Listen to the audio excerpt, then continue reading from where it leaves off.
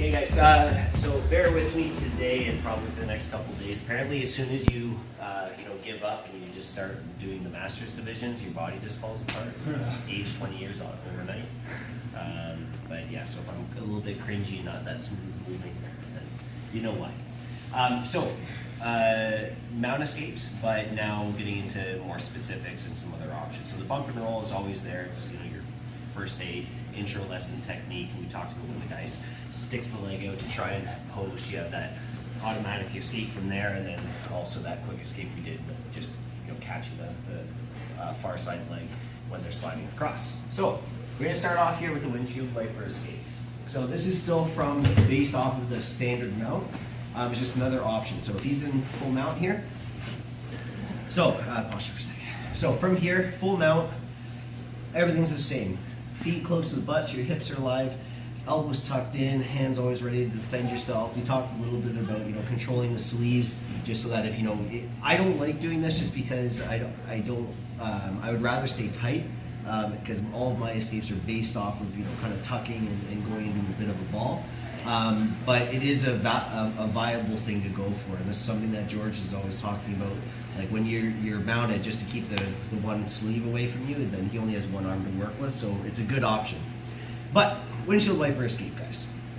Hands together, elbows are tight already. I'm going to commit to dropping to one side. Now the key thing here is, if you just kind of take a look at the legs for a second, if you just turn a bit, okay, is that I need to flatten the one side. So I always like to have my dominant side up on top, just because I like to escape on that side a bit more too. So what I need to do, and this is where the name that comes from for this escape, is my foot drops, because I'm going to be turning this way. My leg flattens out, and then I clear the floor of his feet.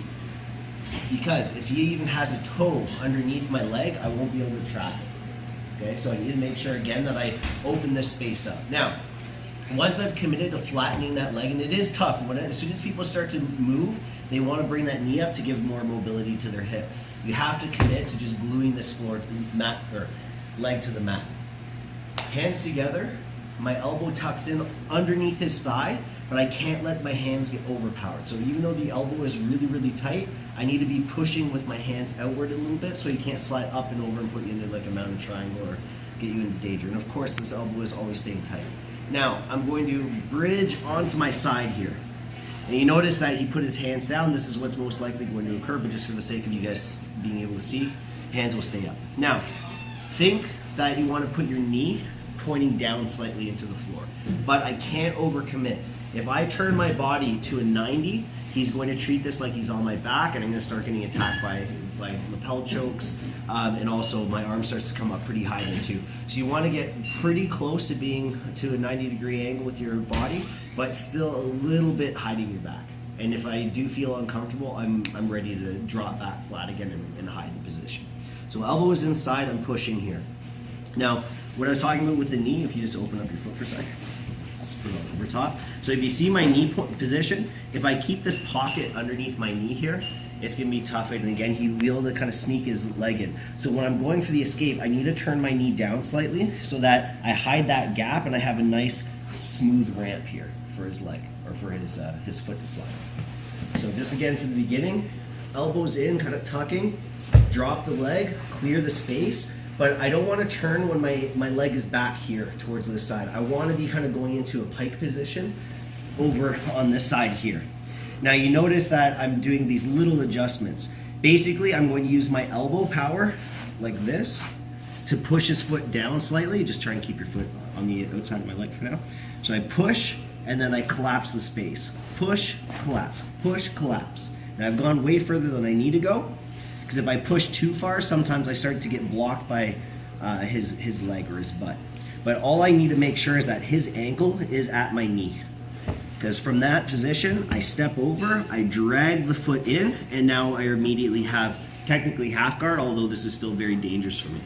So with this frame, the same thing that I was doing with the push, I push the leg in as I slide my knee towards my head, okay, towards the chest. If you need to, you can always push with the hand too, but you do give up a little bit of that solidity in your position. So push, and then now, again, I could wrap here, but he's just going to attack my back. In one motion, as I push, this leg came up, I now turn and face him, and my hands were down here, so I can pick up an underhook and start to work half guard here. But a lot of people don't go for that underhook. If he's kind of crushing you a bit, frame normally, think about going back to your guard or playing from there. So again, he's in mount. So playing tight, defending. Again, pick the side you want to go to. So I like my right side up. Clear the leg. Elbow tucks in, but I'm thinking about using the frame of my arm to push, right? So I'm keeping this strong. And then I twist to my side, and I start to collapse the space in, okay? Now, if for whatever reason you're having an issue, like you just can't quite get a good grip on the leg, just think about kicking your leg towards your head, because what that's gonna do is lock out his hip. So as I slide up, he's getting tension, tension, tension, which is either gonna force his foot to slide in, or it's gonna start to hurt his hip and his knee. So it makes it a lot easier now to grab. Okay, so I get the foot, knee slides up, hands pushing down, or again, some guys will just go for a shove for it to be a little bit faster, but I would say to stay tight here. Knee comes up, turn, dip escaping, find your 4 points, and close, or again, with the underhook. Now, with the guy on top of you, he's not gonna be like this the whole time, right? That was just for the demonstration. And to be honest, it's harder because when he's sitting back like this, all the weight's on his leg, so it's gonna be tougher to actually trap that foot. So when his arms are down, the only issue is the crossface. So I need to stay tight in the ball. Remember how I said to go into a pike position? You guys know what a pike is? Kinda? No? So you know divers, whenever they land in shallow water, high divers, they, instead of doing a dive or landing feet first, they land, sorry, one second. They land in this position. Well, this is great for my back. They land like this. It's called a pike. Okay? So that's how I'm going to kind of protect my hand position.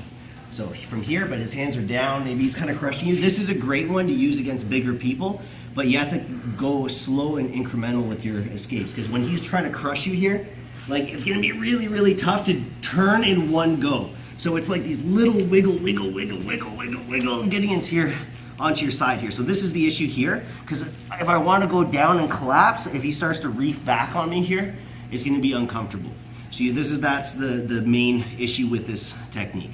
However, it doesn't stop you, it just makes it uncomfortable, okay?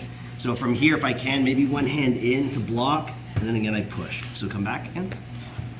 Elbow down, you can kind of put your weight down. And again, I draw, clear the space, and then I slowly, incremental, little tiny wiggles so I can get onto my side. And now, you notice how his foot's in, but his knee's wide? If this happens, I'm not gonna try and trap his foot, because when I start to push, his knee's gonna open up. But if he does that, he allows me just to hip escape through.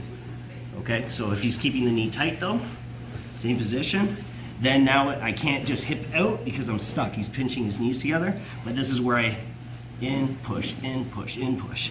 Step over, drag your foot, and then again, turn, block the cross face, and then close up. Okay? So windshield wiper escape, it's one of the strongest escapes in my opinion. It works like the highest percentage for me, but it's never my first attempt. If you remember how actually we'll talk about that. Okay, let's go. Try this first. So the main detail with this obviously is stay tight, but the more you get into a ball, the better off you're going to be. Right? Like you just minimize the working room that they have. Like if you think about this as someone who has mount, how would you want someone to be? Most likely stretched out, right? Flat, or actually you kind of want the shoulder up, but that gives you the most working room. I can slide up, I can adjust, I can attack different things. So as someone underneath starts to turn into here, you start to get choked up, your legs start to get tucked in, everything starts to become more difficult. So an exaggeration of this, if you can kind of see what happens here, if Greg's on top, if I turn too far, he's trying to take my back, right? So the main risk here is the lapel, not so much the arms. To be honest, like sometimes you invite the arm attack a little bit from here because it makes the escape, it can make the escape easier. But if I turn here, it's more this rear side arm, right? Lapel choke, lapel choke. Greg forgets everything. There you go. This is the real danger, right? Putting myself on my shoulder and then now him getting this grip. So that's the one I want to avoid. So if you, let's go. So when I'm doing this, just think though, if I'm having an issue trying to trap this leg, what would this leg be if I turn my back? It's a hook. It's a hook, right? If I turn, look at what it is. It's a hook, right? So if I understand that, if I anticipate that's the reaction, I just make sure I block my top collar. So if I'm here, but I'm really not having success at trapping this foot, like tuck that knee in a bit more, right? Like I really just can't get it. But as soon as I start to lift my hip up, that's now hook. He wants that foot in. But now what happened? If I just turn back, I have the leg.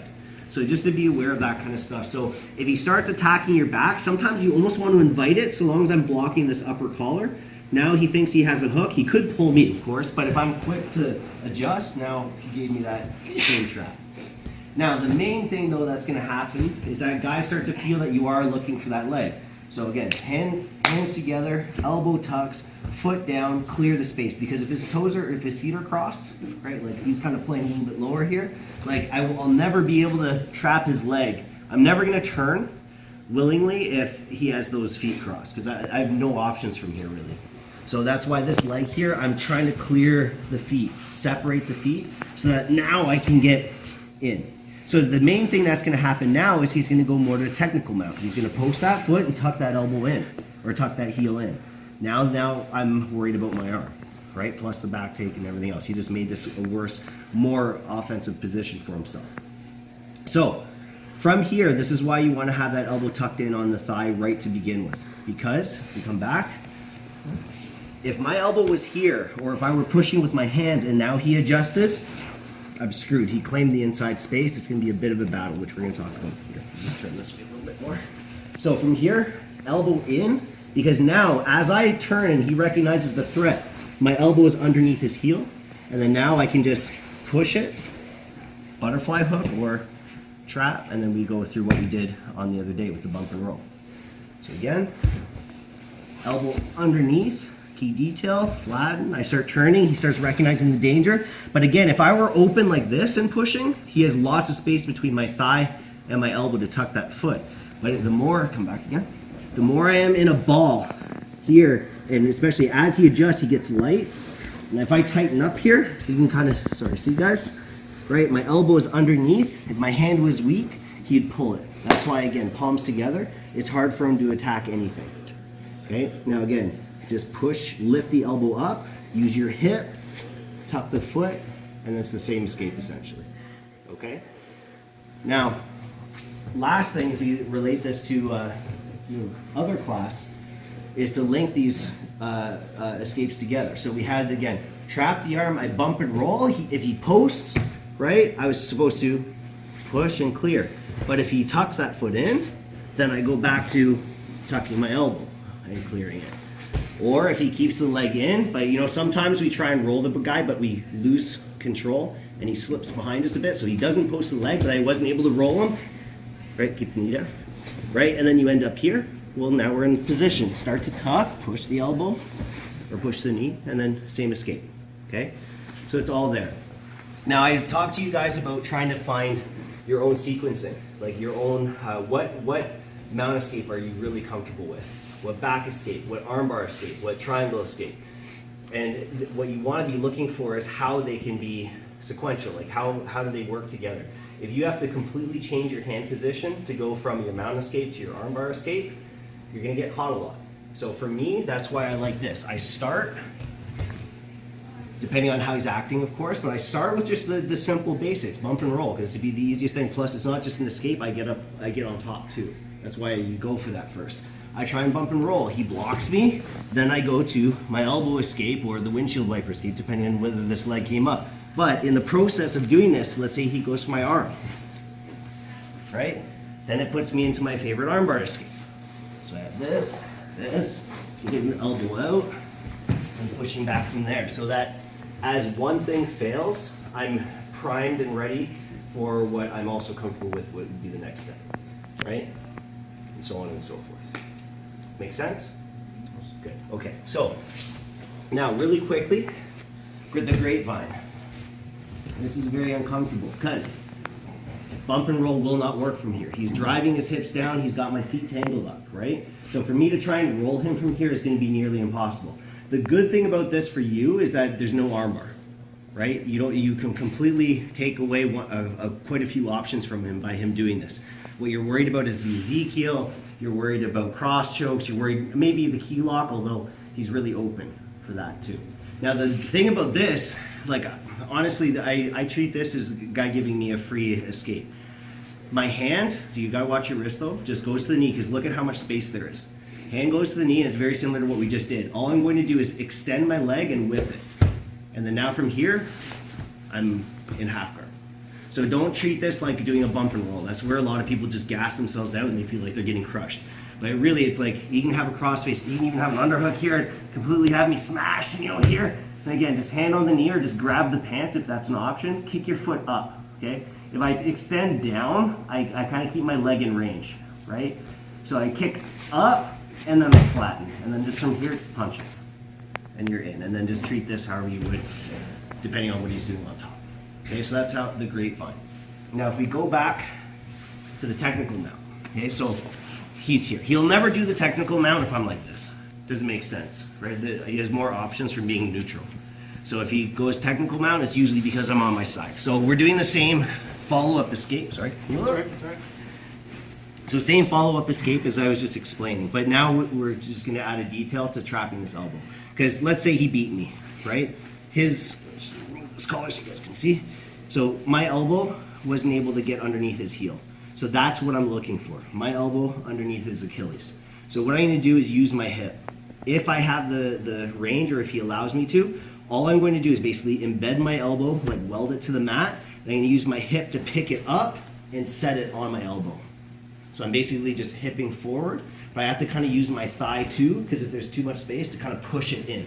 And then I can just dump the ankle in, or again, from that position, if I get it, just basically dump it in, okay? Now, if that's not working though, we have to do a little bit more hip motion. What I'm going to do is to get myself underneath the elbow, I'm going to walk backwards. So to get my elbow underneath my hip, I'm going to basically tuck and bring myself back. And then now I use my hip to do the same escape. Okay, one more time.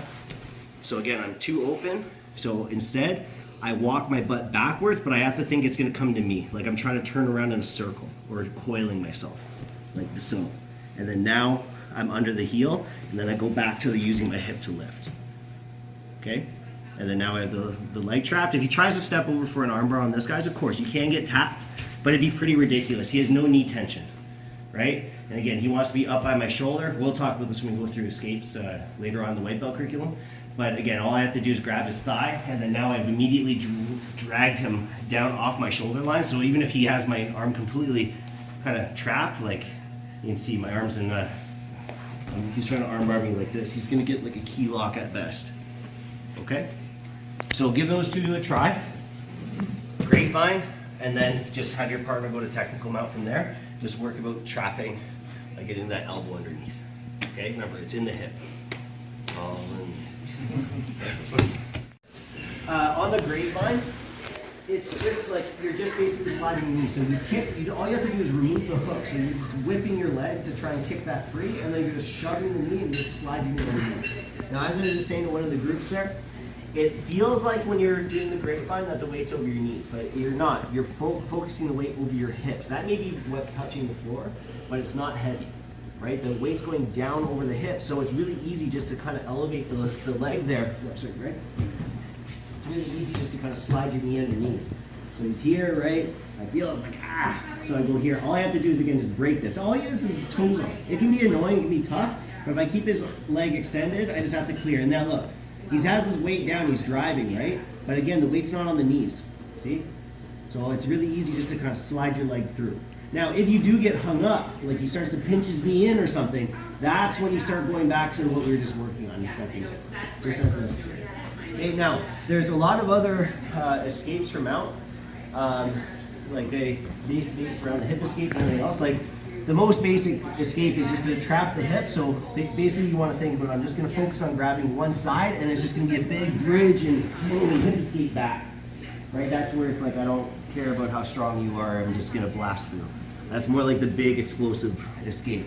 If he's really high up on my chest, this one's kind of silly, but it works sometimes, is if you can get your feet in here, you have the flexibility, just kind of kick them off, and then, you know, sometimes you just twist out, but I would save that for desperation a little bit more, or if you're really flexible, because you can get yourself, you're extending your arms up, it's just really uncomfortable.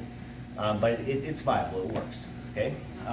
Or, this is more no-gi, but when someone's, just kind of committed to just holding you here, hands on the hips, so you remember, this one I've taught before, but hips up, and then now from here, his hips are high, so now I can just lock out my arms and just pull my knees in. So that's a really explosive escape for no-gi mainly, because you can get hung up, you can grab onto you, but no-gi is just pop, punch. So there's a lot of escapes out there, but again, you want to be aware of them first of all, so you can feel them if they're happening to you when you're in mount. But also, what I was saying earlier, you got to think about your sequencing. You don't want to be all disjointed. This didn't work, but now I'm in a completely wrong position for my next attempt.